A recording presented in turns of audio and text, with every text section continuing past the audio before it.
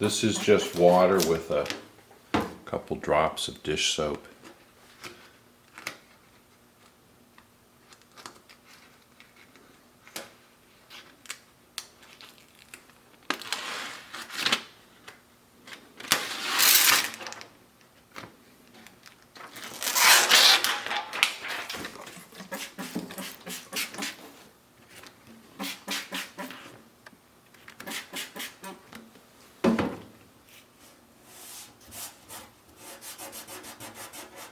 Had a crease in the middle, so we start in the middle.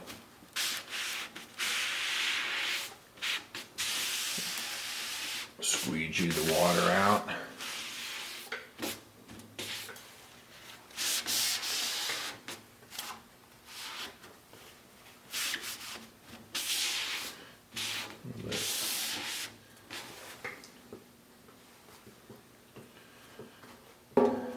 That's it for a few minutes.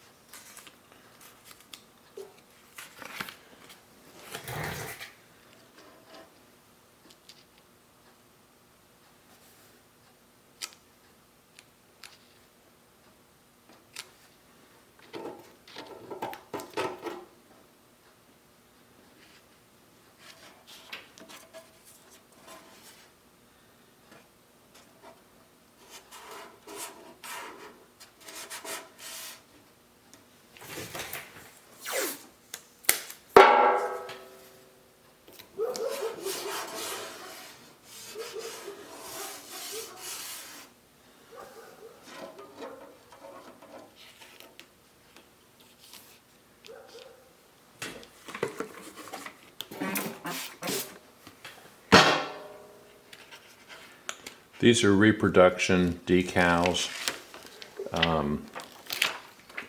Maple Hunter, I'll put the link in the description. Maple Hunter Decals, Texas. They sell reproduction decals for a lot of different tractors. And they, you buy complete sets from them. You can buy individual decals or individual decals or complete sets. So this I think is left over from a set that I purchased. I mean, they're not quite like the originals, which were vinyl. I think vinyl. These are like a mylar, printed mylar or something. They're thinner than the originals, but they're accurate, to the originals. And they work great. I've never had any problem with them. They go on easily. They adhere properly. So that's where the majority of the Cub Cadet collector community buys their decals. Maple Hunter Decals, Texas.com. I mean, there's other suppliers, but I think they get them from Maple Hunter Decals. All right, and we still need to peel this paper off. So I'm gonna let it dry a little bit and we'll peel the paper off. We go around the other side, we'll do the other side. I mean, this will line up. If this hood was like this, it would line up better. But actually some cushions, supposed to be some cushions on this hood to hold it like that. See if I can find. I've actually been using like a door, I guess a car door edge that squeezes over or fits over this like a U-shaped molding, thin, that I like to use on these hoods. I don't know if I have any left.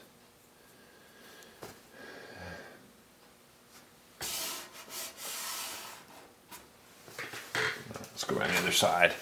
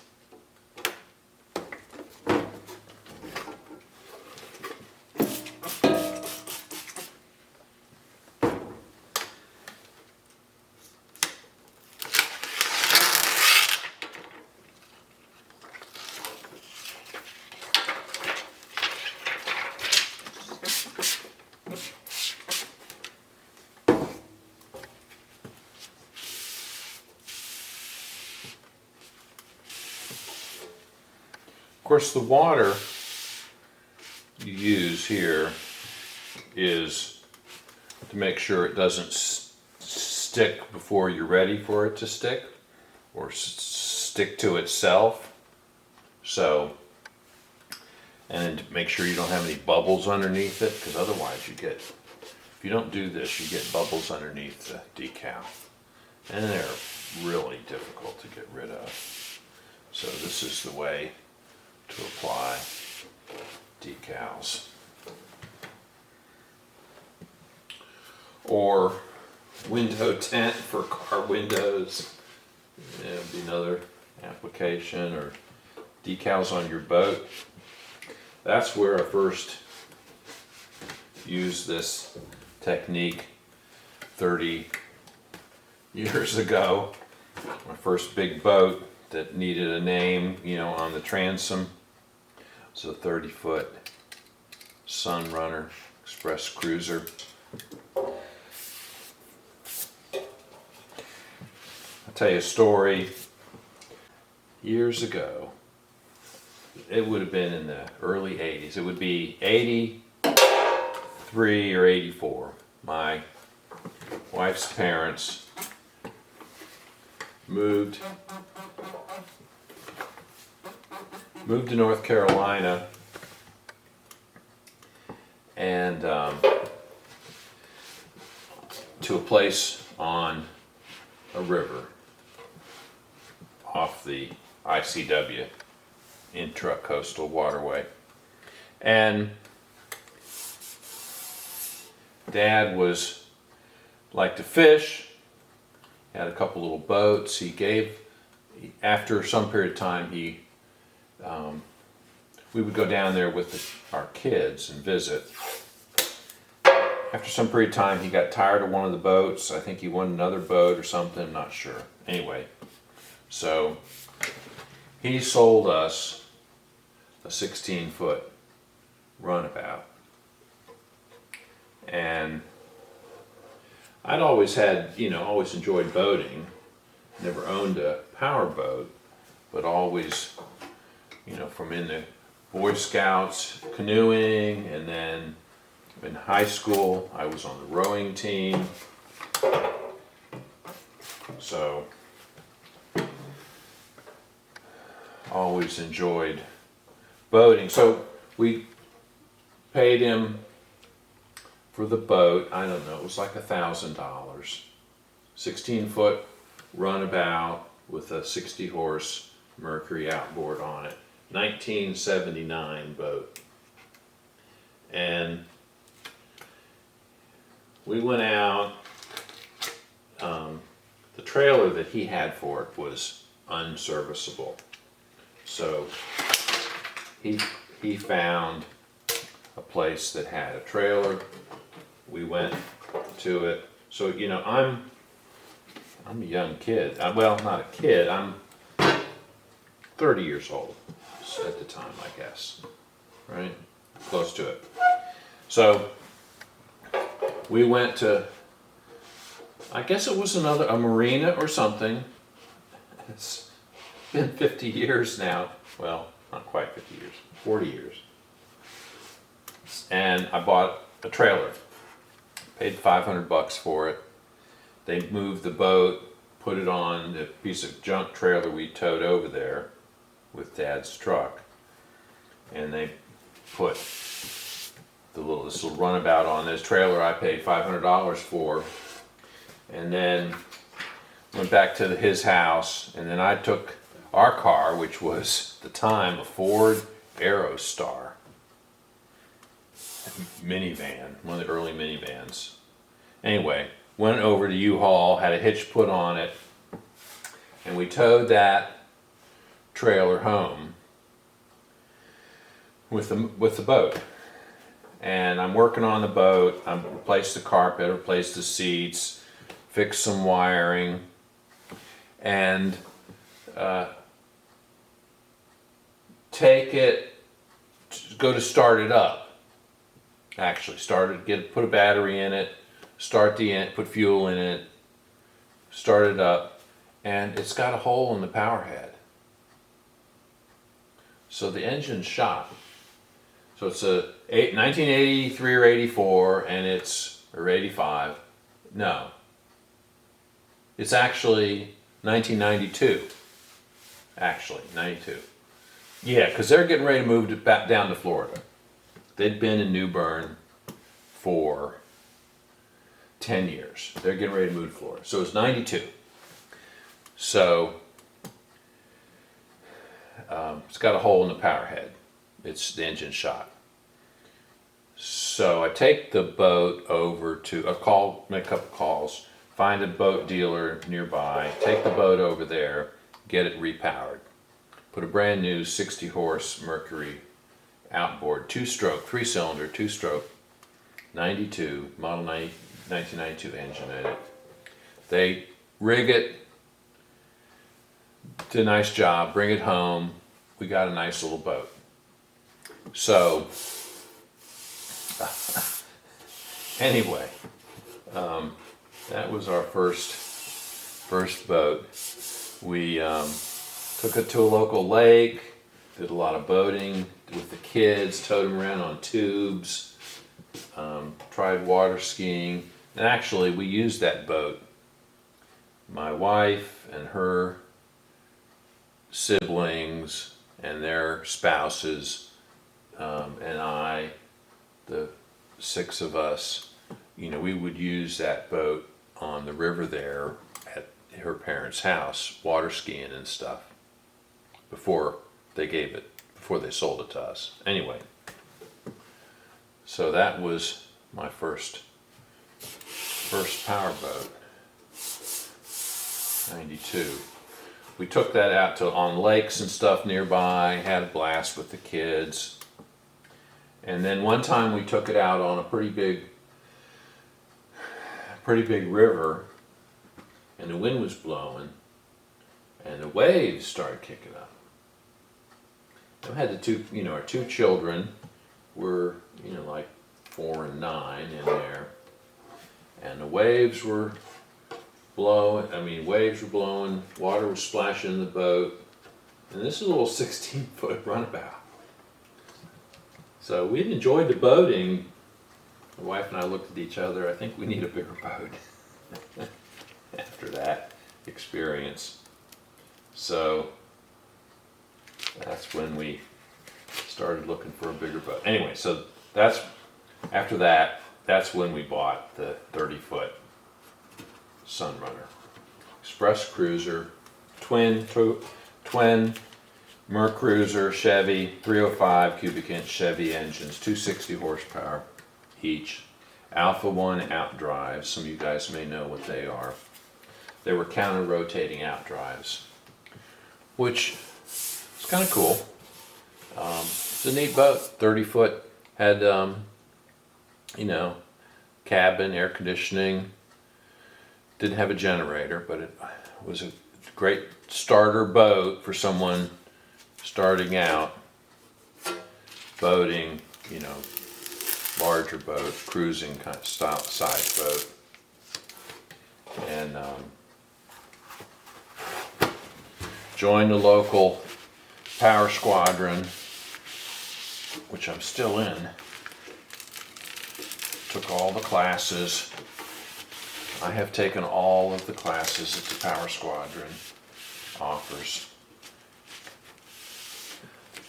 So I am a full certificate senior navigator.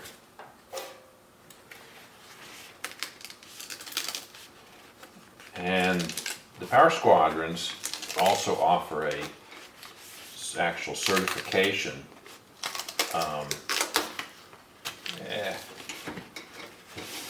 Inland navigator, coastal navigator, so I'm a coastal navigator. But if I took the test, I would qualify for any of them. I've taken even the celestial navigation classes, using a sextant and everything. So that's how I learned when I first had to apply decals with water. Long story short.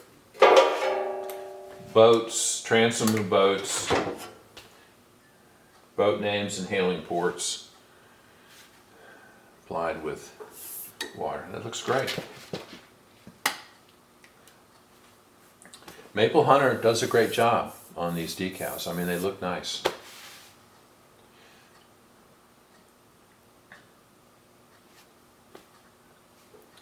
All right, let's go peel the other piece of paper off the other side.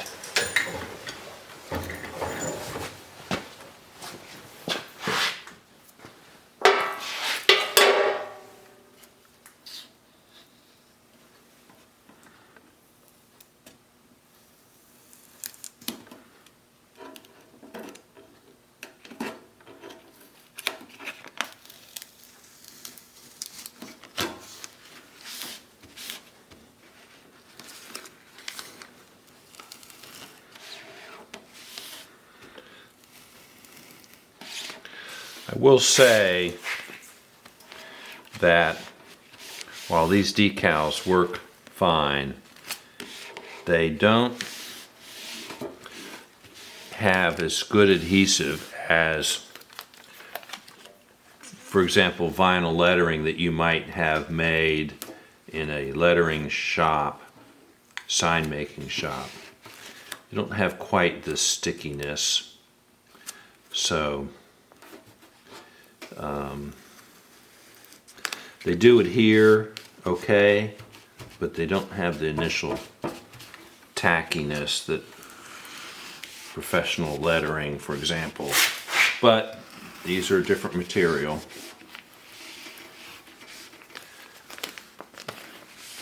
And they're perfectly adequate.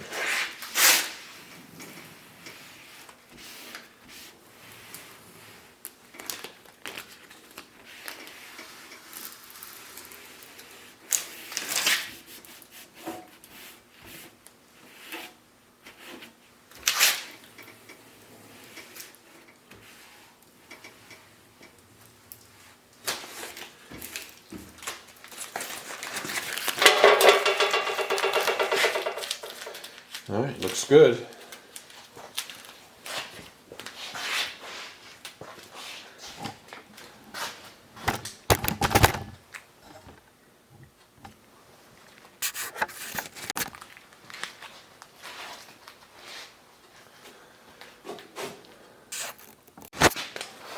Oh, and I guess I need to tell you the last part of that story is Dad refunded the $1,000 we paid him for this boat because the engine was shot. So, and it cost me $3,600 for that motor, that engine, the 92 Mercury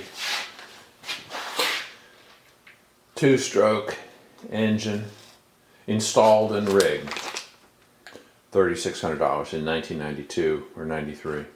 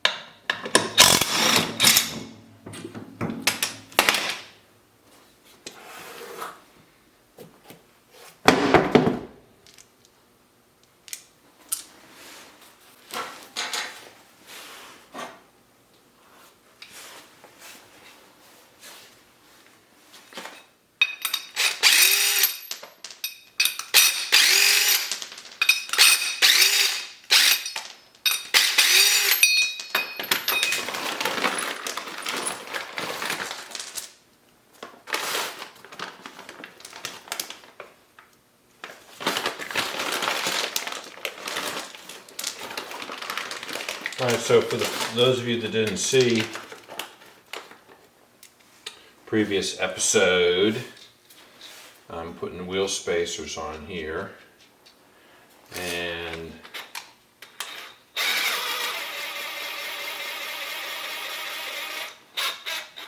these are 7/16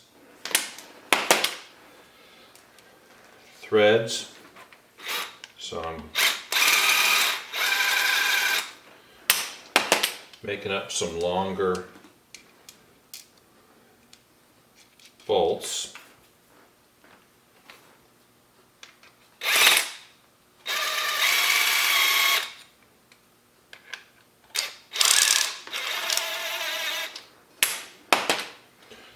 So that I can thread them into these hubs.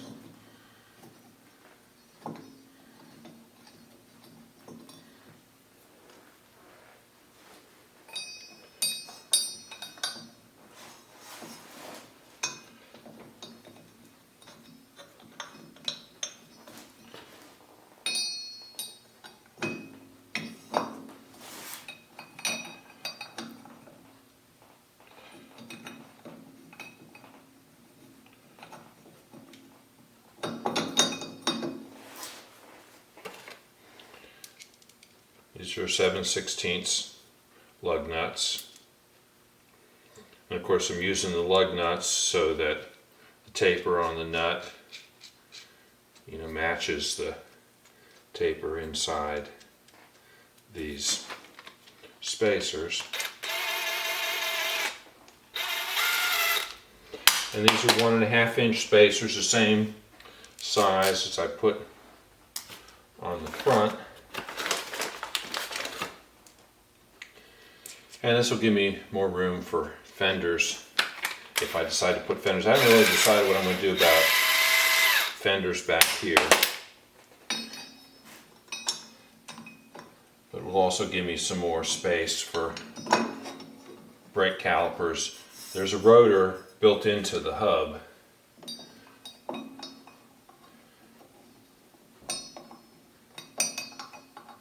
I haven't really decided yet exactly what I'm going to do, but I'm putting these spacers on here to match the spacers on the front. Potentially also to alleviate some people who were, some viewers who were concerned. They're telling me that this would just the tractor was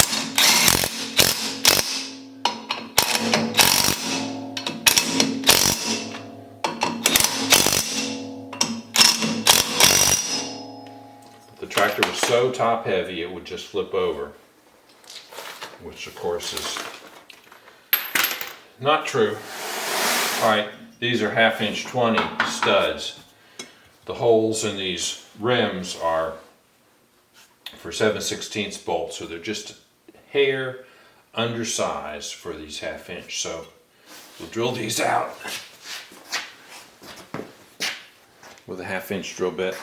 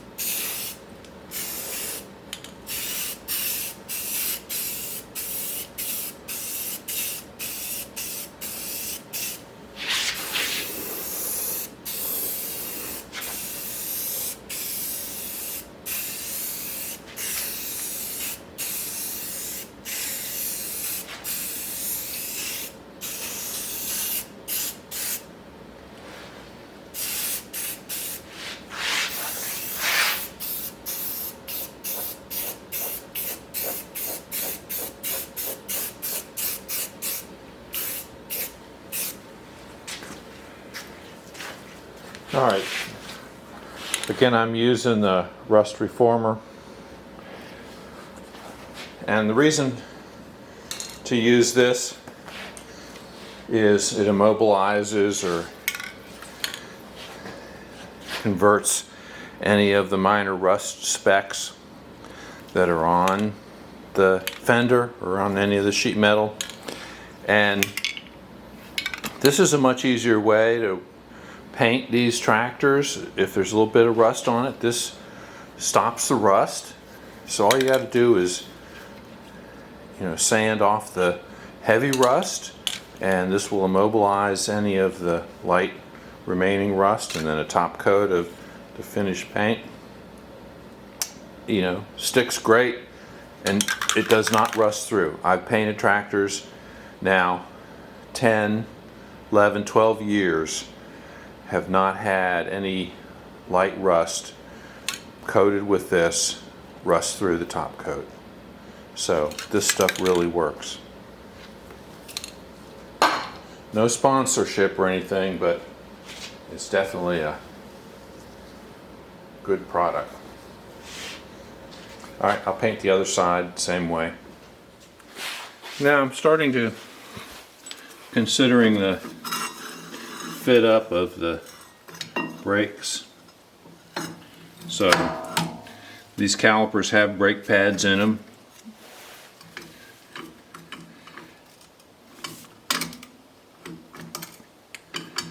So to actuate the brakes, to squeeze the pads together, you push this that direction.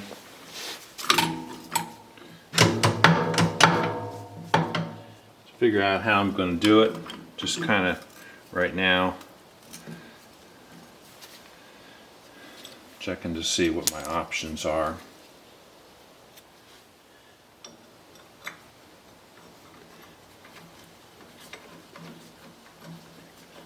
Calipers just clamp around the axle. Two brake pads in here, and this lever pushes against the inside pad, so squeezes the two pads together. Almost feel like hydraulics is what I need to do.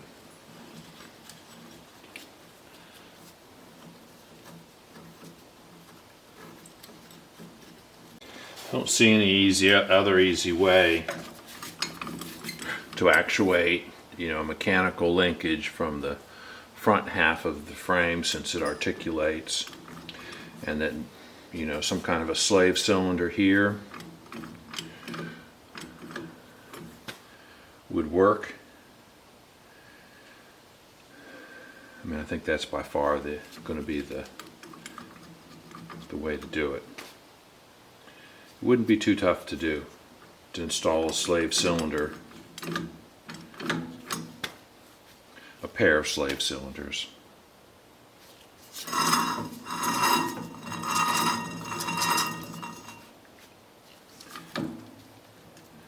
See that? It's pretty tight already just from that. So, all right, I need to do some research on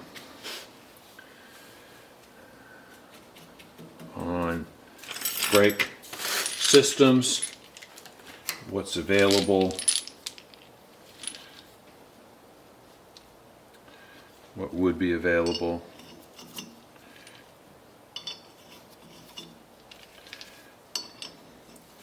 Just finished painting the wheels. We'll walk you over there and show you that. All right, so here are the wheels painted, masked, and painted. They have the first coat of white paint. They've had a coat of the black primer, and then put a couple coats of the white paint on them. So I'll let them cure.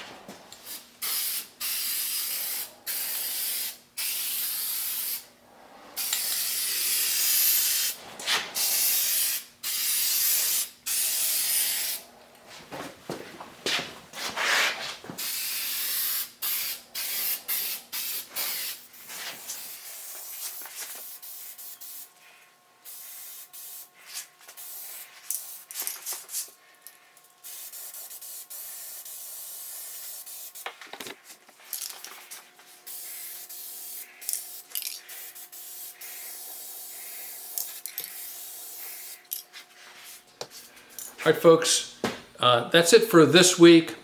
Got some more painting to do. I'll take care of all that off camera. We'll come back next time working on this tractor.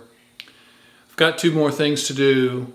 A neutral return function, pedal of some sort. Not really sure what I'm going to do on that. I have some ideas, but need to work out the linkage or geometry or whatever I'm going to do for that. And then brakes, if I decide to do brakes. I've ordered a ATV brake master cylinder and caliper, and I'm going to see how that fits this, and if it's something that I might want to pursue. It's certainly inexpensive. If I don't use it, I think it was only 30 bucks. I suspect it's not nearly adequate for the tractor and the weight of the tractor and a load, for example. But what you really need more than brakes is a neutral return on the hydrostats. So the hydrostatic transmissions are self-braking. If you put them in neutral, they stop moving. And so, I mean, on a hydrostatic tractor, you seldom even use the brakes. Maybe use a parking brake, but brakes are not used very often. So it's more important to have the neutral return. So, I mean, you've got it on the dash. The dash lever will put it in neutral, which is fine, but it would be nice to have a foot pedal that does that, and perhaps even incorporate, speed in a foot pedal, or a pair of foot pedals forward and reverse. So I've got to do some more work on that. So next time we're working on this tractor, that's the kind of stuff we'll be looking at. I've got some other projects that I'm looking at right now. So we may be doing some construction stuff over in the Home Edition. So as some of you, that have been watching the channel, you may have seen a little bit or heard me mention that having an addition built on the house here. There's a lot of work inside that I want to do. So I've asked the contractor to leave some of the interior work undone. I mean, they're going to sheetrock and tape and finish everything. But I'll be doing the painting. I'm probably subcontract the flooring, since my knees ain't what they used to be.